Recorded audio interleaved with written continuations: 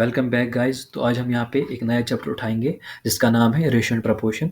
और इसमें बिल्कुल क्वेश्चंस एग्जाम में आते हैं। सबसे पहले हम इसकी कुछ टर्म्स और डेफिनेशन देखेंगे, उसके बाद डायरेक्ट क्वेश्चन पे जाएंगे।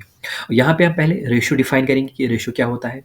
रेशियो सिंपली हम क्या कहते हैं कि एक फ्रैक्शन होता है जिससे हम एक क्वांटिटी कंपेयर कर सकते हैं दूसरी क्वांटिटी के साथ। यानी हम एक क्वांटिटी का फ्रैक्शन देखते हैं with respect to another quantity. For example अगर ए है और मेरे पास और एक क्वांटिटी बी है तो मैं इस ए का फ्रैक्शन देखता हूँ विद रेस्पेक्ट टू बी। ठीक है, यहाँ हम रेशियो इसको ऐसे भी डिफाइन कर सकते हैं कि रेशियो हमारे पास एक टूल है जिससे हम क्या करते हैं कि दो क्वांटिटीज का आपस में कंपेयर करते हैं। ठीक है, और ए ये जो रेशियो ये हम इस तरह लिखते हैं और इसका मतलब होता है ए इज टू बी और ए डिवाइड बाई बी। तो ये रेशियो की डेफिनेशन है और ये रिप्रेजेंटेशन ऑफ रेशियो भी है, ए इज टू बी और ए बाई बी। अब याद रखना है कि इसमें जो पहली टर्म है उसको क्या कहते हैं, एंटीसीडेंट, और जो दूसरी टर्म है वो क्या है, कॉन्सिक्वेंट। ये होगी रेशियो की डेफिनेशन। उसके बाद हम आगे बढ़ेंगे और देखेंगे कि रेशियो की प्रॉपर्टीज क्या है। ठीक है, रेशियो की प्रॉपर्टीज सिंपल है। सबसे पहले जो प्रॉपर्टी हमारे पास है, फॉर एग्जांपल अगर मैं कोई भी रेशियो ले लूँ, ए बाई बी या ए टू बी मेरे पास रेशियो है। ठीक है, तो अगर मैं पहले जो ऊपर टर्म है इसके साथ अगर कुछ कर लूँ, फॉर एग्जाम्पल मैंने इसको +2 कर लिया और वही वही चीज़ मैं नीचे भी कर लूँ, तो इस रेशियो पे कोई असर नहीं पड़ने वाला है। अगर यहाँ पे मैं प्लस मगर सेम चीज़ करना है, जो मैं ऊपर करूँगा वही नीचे भी करना है, प्लस करूँ या माइनस या डिवाइड या सब्ट्रैक्ट, तो इस रेशियो पे कुछ फर्क नहीं पड़ने वाला। ये हमारी पहली प्रॉपर्टी है रेशियो की। ठीक है, उसके बाद जो दूसरी एक चीज़ यहाँ पे क्या है, कहा है कि ए स्क्वायर, ठीक है, is to B square is duplicate ratio. क्या कहते हैं इसको, duplicate ratio of A to B. यानी अगर हमारे पास ए टू बी कोई रेशियो दिया गया हो और हमें बताया जाए कि आप इस रेशियो का डुप्लीकेट बताइए, सिंपली हमें उस रेशियो का क्या करना है, स्क्वायर है। फॉर एग्जांपल मेरे पास यहाँ पे एक रेशियो है 2:3, मुझे बोला जाता है कि इसका डुप्लीकेट बताओ। ठीक है, तो मुझे क्या करना है, बस जो इसकी टर्म है उनको स्क्वायर करना है। यहाँ पे 2 which is 4 is to 3 which is 9 तो 4:9 इसका डुप्लीकेट है। और इसी पे यहाँ पे हमारे पास और एक है a³ इज टू b³, इसको क्या कहते हैं, ट्रिप्लीकेट कहते हैं। ठीक है, और यहाँ पे उसके बाद √a इज टू √b, इसको क्या कहते हैं, इसको सब डुप्लीकेट कहते हैं। और √a³ एंड √b³, ठीक है, इज, तो इसको कहते हैं sub triplicate ratio of a to b। ठीक है, तो ये चीज़ें थोड़ा याद रखना है क्योंकि कभी ऑब्जेक्ट टाइप के क्वेश्चन में पूछा जा सकता है। ठीक है, तो अब उसके बाद क्या है कि यहाँ पे और एक प्रॉपर्टी लास्ट में है, if A is to B. ठीक है, अगर हमारे पास यहाँ पे A is to B and C is to D, two ratios है हमारे पास, देन द कंपाउंडेड रेशियो, ठीक है, then the compounded ratio is A C is to B D. यानी सिंपल अगर मैं इसको लिख लूँ, ये यहाँ पे ए इज टू बी है तो मैं डिवाइड भी लिख सकता हूँ। ठीक है, इस तरह इज इक्वल टू अगर मैं लिख लूँ क्या, C is to D, C divide by D. ठीक है, तो यहाँ पे बोल रहा है ए इज टू सी। ठीक है, यहाँ पे ए C is to B D, ये क्या है, कंपाउंडेड रेशियो है हमारे पास। सही बात है। तो उसके बाद हम यहाँ पे डायरेक्टली एक क्वेश्चन पे पूछेंगे और देखेंगे कि ये क्वेश्चन हमसे क्या पूछ रहा है। ठीक है, यहाँ पे क्वेश्चन सिंपल है। यहाँ पे बोल रहा है, मैं यहाँ पे लिख लो इसको, P इज टू Q। अगर हमारे पास रेशियो एक है P इज टू Q, वो किसके बराबर है, 3:4 है। और Q इज टू R हमारे पास किसके बराबर है, 8:9 है। तो हमें बताना है ratio P is to Q is to R। तो हमें इन तीन चीज़ों का रेशियो बताना है। अब इस क्वेश्चन को करने के दो तरीके, एक तो यहाँ पे मुझे क्या करना है, आप देखेंगे यहाँ पे भी Q है, यहाँ पे भी Q है, तो मुझे Q को सेम करना है। ठीक है, यहाँ पे Q4 है, यहाँ पे 8 है, तो मुझे इन दो टर्म को आपने सेम करना है। लेकिन अगर मैं सेम करूँ तो मुझे इसके साथ भी कुछ मैनिपुलेशन करनी है। यानी फॉर एग्जाम्पल अगर मैं इसको लिख लूँ, यहाँ पे P/Q है, मैं लिख लूँगा 3/4। ठीक है, P/Q इज इक्वल 3/4 एंड यहाँ पे Q/R, ठीक है, वो किसके बराबर है, 8/9।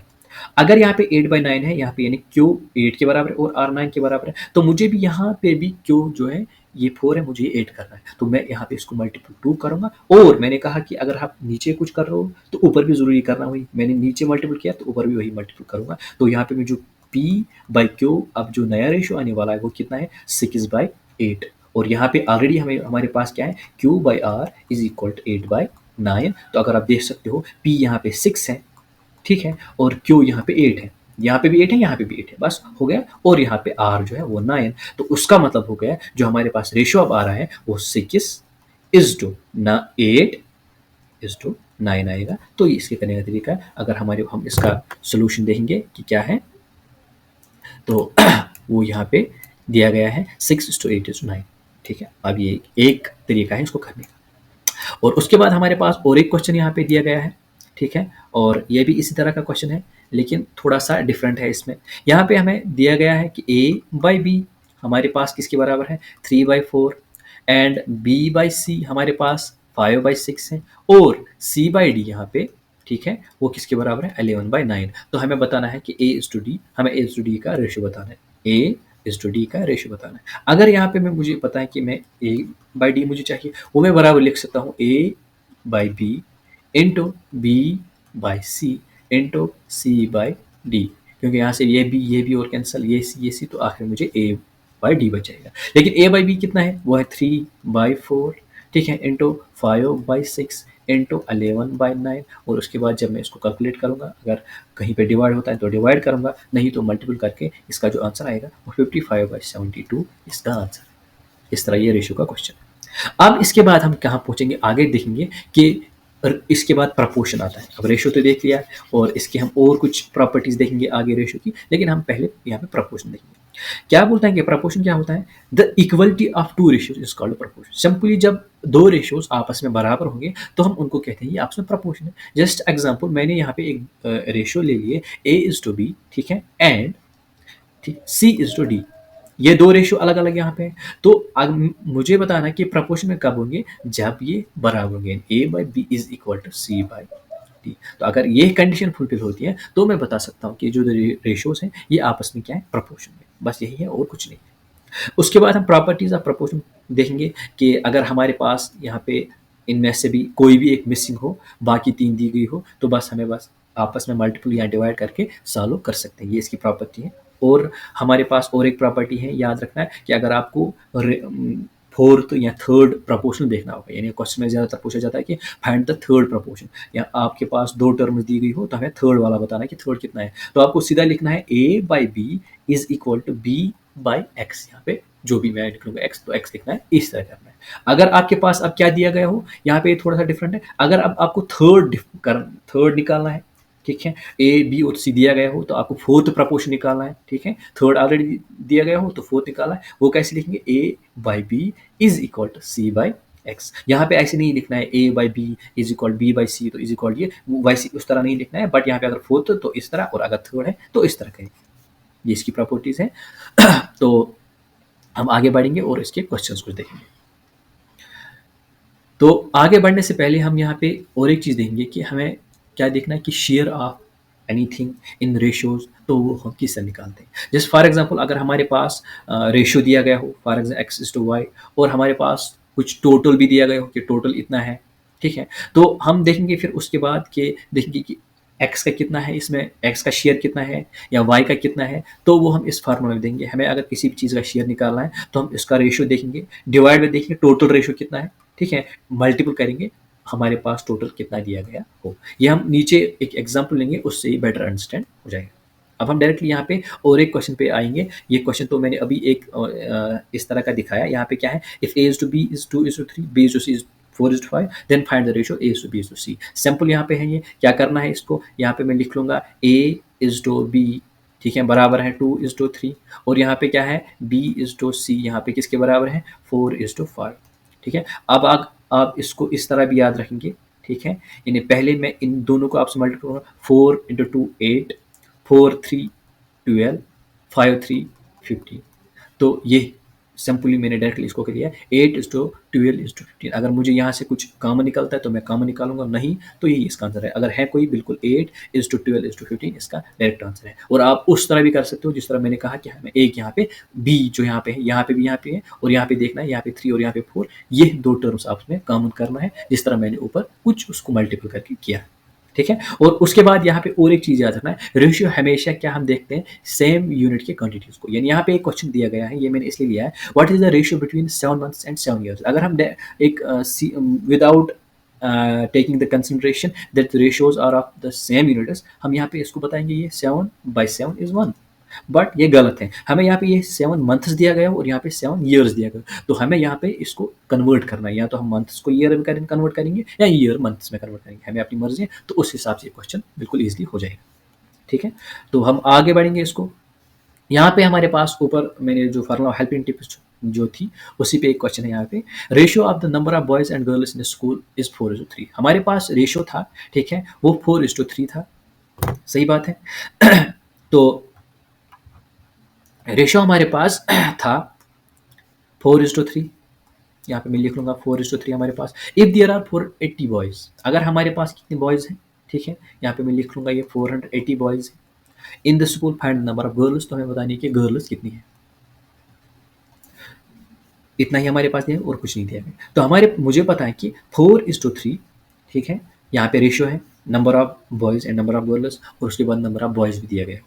मुझे पता है कि क्या नंबर ऑफ बॉयज़ वो किसके बराबर होंगे, उनका रेशियो कितना है 4, डिवाइड बाय टोटल रेशियो कितना है 4 + 3 7, इनटू टोटल, टोटल मुझे नहीं पता कि कितना है, मैं उसको एक्स ले लूँगा, ठीक है। नंबर ऑफ बॉयज़ मुझे पता है कितने हैं 480 है, तो 480, ठीक है, इनटू यहाँ पे मैं 7 कर लूँगा, डिवाइड बाय यहाँ से 4 हो जाएगा, इज़ इक्वल टू एक्स। तो मुझे यहाँ से क्या टोटल बन के आएगा 41 41 42 40, so X is equal to 70, 7 × 2 that is 14, 4 1 carry 7 1 8, तो उसका मतलब है जो टोटल हमारे पास जो है वो 840 है।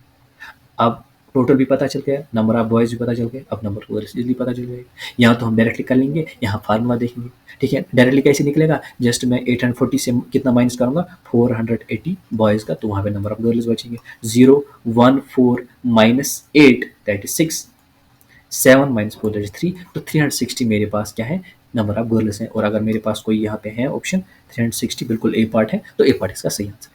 और अब मैं इसको और एक तरीके से भी कर सकता हूँ, जिस तरह मैंने यहाँ पे क्या किया, नंबर ऑफ गर्ल्स, ठीक है, वो मुझे नहीं पता था, इज इक्वल टू उनका रेशियो कितना है 3, डिवाइड बाय टोटल रेशियो कितना है 7, इनटू टोटल कितना था हमारे पास, टोटल नंबर ऑफ स्टूडेंट्स वो कितना है 840। तो अगर मैं इसको भी कैलकुलेट करूंगा तब भी मुझे आंसर जो आएगा वो 360 ही आने वाला है। इस तरह ये क्वेश्चन है, ठीक है। अब मैंने यहाँ पे कुछ एसएससी के एग्जाम में आए थे कुछ क्वेश्चन, वो मैंने लिए हैं, तो हम देखेंगे। यहाँ पे एक क्वेश्चन है, find the fourth proportion to the number 36 40 and 90। अभी मैंने कहा यहाँ पे फोर्थ प्रपोर्शन दिया गया है, थर्ड ऑलरेडी दिए गए हैं, तो मैं इसको लिख लूंगा ए, यहाँ पे ए अगर लिखूंगा बी और सी, तो मैं इसको लिख लूंगा A by B is equal to C by X. यहाँ पे भी मैं वही लिख लूंगा, यहाँ पे मैं नीचे लिख लूंगा 36 डिवाइड बाई 48, ठीक है, is equal to 90 divide by X, और यहाँ पे मैं एक्स को X is equal to 90 divide by 36 into 48, और इसको सॉल्व करने पे मेरे पास जो आंसर आएगा 120, ठीक है। तो इसी तरफ हम नीचे और क्वेश्चन देखेंगे। यहाँ पे हमारे पास क्या दिया गया है, एक्स इज टू 3, इसको मैं इस तरह भी लिख सकता हूँ x divide by 3 is equal, क्योंकि प्रपोर्शन दिया गया है तो उसका मतलब है इक्वलेंट, बराबर है 12 डिवाइड बाई 4। अब यहाँ पे x का वैल्यू निकालना है, that is equal 12 divide by 4 into 3, that is 4143, x is equal 6, तो x यहाँ पे 6 होना चाहिए। अगर हमारे पास है कोई नहीं 3 सॉरी इट इज़ 9, तो x इज इक्वल 9 बिल्कुल है, तो इसका डी आंसर है। और इसी तरह फोर्थ क्वेश्चन भी यही है, और फिफ्थ क्वेश्चन यहाँ पे मैंने लिया तो ये भी है। तो अब हम यहाँ पे ये वाला क्वेश्चन देखेंगे 6, और ये बहुत ही एक अच्छा क्वेश्चन है। यहाँ पे क्या बोल रहा है कि the ratio between two numbers is 12:3। मुझे दो नंबर्स बिल्कुल नहीं पता, तो मैं एक एक्स ले लूँगा और दूसरा वाई ले लूँगा, ठीक है। और बोल रहा है कि इनका जो रेशियो है, ठीक है, एक्स बाई वाई और X is to Y is वो किसके बराबर, इक्वल टू किसके बराबर है 12:13 और 12/13 इसके बराबर है। फिर क्या बोल रहा है कि if each number is reduced by 20, अगर हमने ये ऊपर वाला नंबर भी और नीचे भी, ये भी, इसको हमने क्या किया, हमने इसको 20 माइनस कर दिया, रिड्यूस किया, 20 से रिड्यूस कर दिया, तो मैं लिख लूंगा x - 20 divide by y - 20 is equal to, और उनका जो रेशियो जब हमने रिड्यूस किया, the ratio becomes 2 divide by 3 या 2:3, तो रेशियो इनका इसके बराबर बनता है। तो हमें बताना कि ये नंबर्स क्या हो सकते हैं। अब यहाँ पे सीधा सिंपली मुझे यहाँ पे दो वेरिएबल्स हैं और मेरे पास दो इक्वेशंस हैं, सॉल्व करके मेरे पास इजीली आंसर आएगा। यहाँ पे मैं अगर मैं कर लूँ तो यहाँ पे x का वैल्यू रख निकालूं यहाँ पे, तो that is equal X is equal 12/13 into Y, तो इस तरह आ जाएगा। और यहाँ पे मैं इस इक्वेशन को सॉल्व कर लूँ, 3x - 60 is equal to 2y - 40, 3x - 2y is equal to -40 + 60 which is +20। तो यहाँ पे ये इक्वेशन आ गई और यहाँ पे ये इक्वेशन आ गई, ठीक है। और इसको मैं फर्दर अगर सॉल्व कर लूँ, तो सॉल्व करने पे क्या आएगा, यहाँ पे मैं कर लूँ 3, यहाँ पे x का वैल्यू मैंने ऑलरेडी निकाल के रखा है, तो वो इसमें पुट करूँगा 12 डिवाइड बाई 13 इंटू वाई, यहाँ से हो जाएगा -2y इज इक्वल 20। सॉल्व करूँगा इस equation, that is 3 2 6 3 1, 36 divide by 13 -2y is equal 20। ठीक है, तो आगे इसको कर लूँ, दैट इज 36y, यहाँ पे y ये नहीं भूलना है, minus 26y is equal to 0 2 3 6 212 260, 36y minus 26y that is 10y is equal to 260, y is equal to 26। तो y का वैल्यू जो मेरे पास आ गया वो 26 आ गया। अब मैंने x का यहाँ से इक्वेशन बना के रखी है, तो मैं आगे इसको वैल्यू पुट करूँगा, x is equal to 12 divide by 13 into Y कितना आया था 26, 13 1 13 2 that is x is equal to 12 to 24। तो मेरे पास जो पेयर नंबर आएगा वो 24 कमा 26 है। जो नंबर्स थे वो कौन कौन थे, 24 एंड 26 थे। अगर मेरे पास कोई ऑप्शन है बिल्कुल है, सी पार्ट इसका सही आंसर है। ठीक है, तो इस तरह इसको करेंगे। यहाँ पे भी फिर से एक बार ये एसएससी में आया था ये क्वेश्चन, ठीक है, और वही कि फाइंड द फोर्थ प्रपोर्शन, हमें फोर्थ प्रपोर्शन नंबर बताना है। यहाँ पे मैं इसको लिख लूँगा 20 divide by 24 is equal to 40 divide by X. यहाँ से x का वैल्यू निकालना है, 40 डिवाइडेड बाई 20 इंटू 24, ये 0 ये 2 1 2 2, x इज इक्वल टू 48, और 48 इसका बिल्कुल सही आंसर है। ठीक है, उसके बाद आगे हम क्वेश्चन पढ़ेंगे, और ये क्वेश्चन भी इंक्लूड होता है इसी में। ये बोल रहा है कि 30 men cut 50 trees in 10 hours. ठीक है, तो 30 आदमी थे, 30 मैन, उनने जो ट्री काटे थे, पेड़ जो थे वो 50, कितने टाइम में 10 आवर। ठीक है, यहाँ पे ये रखना है। और उसके बाद if 10 men leave the job, अगर 10 आदमियों ने काम छोड़ दिया तो इसका मतलब अब कितने आदमी रह गए वहाँ पे 20, क्योंकि पहले 30 थे अब 20 रह गए। ठीक है, हाउ मेनी ट्रीज, तो कितने ट्रीज ये काट, कितने पेड़ ये काट सकते हैं, कितने टाइम कितना है 15 आवर्स। ठीक है, तो इसके लिए अब क्या करना है, क्योंकि वर्क तो सेम रहेगा, दैट इज वर्क डन 1 आप group 1 is equal to work done आप ग्रुप 2, बस टाइम यहाँ पे ज़्यादा लग गया तो मैं लिख सकता हूँ क्या, m यहाँ पे n1, ठीक है, into t into h is equal to n2 t2 h2, यानी number of mens in group 1 into trees कितने थे और into hours is equal to number of in second group. ठीक है, and into time into hours कितने थे, तो पहले में कितने थे वो थे 30 इंटू 50 इंटू 10। ठीक है, ये इसका सिंपलेस्ट वे है, इज इक्वल टू दूसरे में कितने थे 20 इंटू ट्रीज हमें निकालना, मैंने वो सिंपली टी से रिप्रेजेंट किया, इंटू आवर्स है 15। तो यहाँ पे मुझे एक इक्वेशन और एक वेरिएबल इजीली कैलकुलेट हो सकता है। तो अब अगर मैं यहाँ पे लिख भी लूँ इसको 3 इंटू 50 इंटू 10 डिवाइड बाई यहाँ पे कर दो 20 into 15 is equal to T. ठीक है, तो यहाँ पे मैं इसको सॉल्व कर लूँ 2 1 2 5, ठीक है, 5 3 5 1 3 1 3 1 that is equal T is equal to 50, और 50 मेरे पास बिल्कुल इसका आंसर है। तो इसका मतलब है कि कितने पेड़ लगा सकते हैं, 50 लगा सकते हैं या काट सकते हैं। ठीक है, तो उसके बाद हम आगे बढ़ेंगे। यहाँ पे ये क्वेश्चन बिल्कुल स्टार्ट क्वेश्चन है, यहाँ पे ये भी एसएससी के समय आया था। इन अ मिक्सचर ऑफ 60 लीटर्स, हमारे पास एक मिक्सचर था 60 लीटर्स, क्या था उसमें ratio of milk and water, यानी उसमें मिक्सचर में क्या था, एक था उसमें मिल्क, ठीक है, वो मैं एम से रिप्रेजेंट करूंगा, और डब्ल्यू था मिल्क एंड वाटर था, उसका जो रेशियो था, ठीक है, वो किसके बराबर था 2 डिवाइड बाई 3, लेकिन टोटल कितना था याद रखना है, टोटल 60 लीटर्स था। अगर मैं यहाँ पे बताऊं कि वाटर कितना है तो आप बिल्कुल निकाल सकते हो, क्योंकि मैंने अभी ऊपर बताया कि वो किसके बराबर है, ratio of that divide by total into total, यहाँ पे कितना हमारे पास जो है वो 60। अगर मैं यहाँ पे किसका निकालूं पहले, यहाँ पे इसकी मिल्क, तो मैं निकाल सकता हूँ कि मिल्क कितना है इसके पास। मिल्क निकालने के लिए मुझे मिल्क का रेशियो देखना है, वो है 2 डिवाइड बाई टोटल रेशियो 5 है, 3 + 2 = 5 इनटू क्या करेंगे 60 हमारे पास टोटल मिक्सचर है। तो मैं अगर इसको सॉल्व करूँ 5 1 5 2, तो मिल्क हमारे पास कितना है 2 2 4 2 1 2, तो मिल्क हमारे पास 24 लीटर्स है। सही बात है। और फिर वाटर पे मैं इसी तरह निकाल सकता हूँ, और डायरेक्ट निकाल सकता हूँ 60 - 24 दैट इज 36, तो 36 मेरे पास क्या था वाटर हो गए। इसके बाद ये यहाँ तक क्वेश्चन है। उसके बाद क्या बोल रहा है, what amount of water must be added, हमें कितना पानी इसको ऐड करना है ताकि जो हमारे पास अब नया रेशियो बन जाए वो कितना बन जाए 1:2। अब मिल्क तो उतना ही रहेगा, हमें ऐड का क्या करना है, सिर्फ वाटर ऐड करना है। तो मैं लिख सकता हूँ जो नया रेशियो है वो इस तरह बन जाएगा, क्या किस तरह कि मैं लिख लूँ इसको, मैं यहीं ऊपर भी लिख लूँ, जो मिल्क है वो वही रहने, मिल्क कितना है 24 लीटर, 24 डिवाइड बाय वाटर कितना था 36, और प्लस हमने और कुछ कर लिया इसको, ठीक है, कुछ यही तो बोल रहे हैं कि हमने इसको क्या ऐड कर लिया, वाटर ऐड कर लिया, तो प्लस यहाँ पे क्या आएगा एक्स आएगा, ठीक है, वाटर ऐड कर लिया, इज इक्वल टू ये रेशियो कितना कितना बनता है 1/2। अब यहाँ पे एक इक्वेशन और एक वेरिएबल तो बिल्कुल हो सकता है। अब सॉल्व अगर कर भी लूँ, that is 48 is equal to 36 plus x, that is 48 minus 36 is equal to x, that is x is equal to 12 liters, 8 minus 6 is equal to 4 minus 3 is equal to 1, तो x यहाँ पे 12 litres है, तो ये इसका सही answer है। ठीक है, तो थैंक यू, मिलते हैं अब नेक्स्ट लेक्चर में, और अगर लेक्चर पसंद आया हो तो इसको ज़रूर सब्सक्राइब करें और अपने दोस्तों के साथ ज़रूर शेयर करें।